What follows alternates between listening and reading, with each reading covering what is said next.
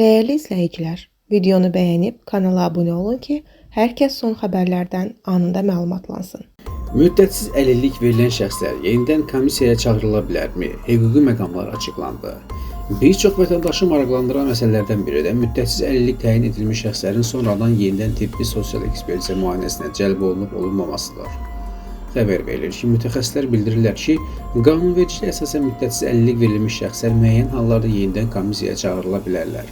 Belə ki, Nazirlər Kabinetinin 16 yanvar 2020-ci il tarixli 11 nömrəli qərarı ilə təsdiq edilmiş əlilliyin qiymətləndirilməsi qaydasının 3.7-ci bəndinə əsasən əlilliyin əsaslılığını şübhə altına alan faktlar aşkar edildikdə vətəndaş yenidən tibbi sosial ekspertiza müayinəsinə cəlb oluna bilər. Qanunvericiliyə görə bu qərar tibbi sosial ekspert komissiyası və ya aidiyyəti dövlət agentliyi tərəfindən qəbul edilir. Mütəxəssislərin sözlərinə görə müddətsiz əlillik anlayışı vətəndaşı heç bir halda yenidən yoxlanılmayacağı anlamına gəlmir. Əgər təqdim olunmuş tibbi sənədlərlə bağlı şübhələr yaranarsa, əlillik vəziyyətində dəyişiklik olunduğu barədə məlumat daxil olarsa və ya qanunsuz təyinat ehtimalı müəyyən edilərsə, həmin şəxs əlavə müayinəyə çağırıla bilər.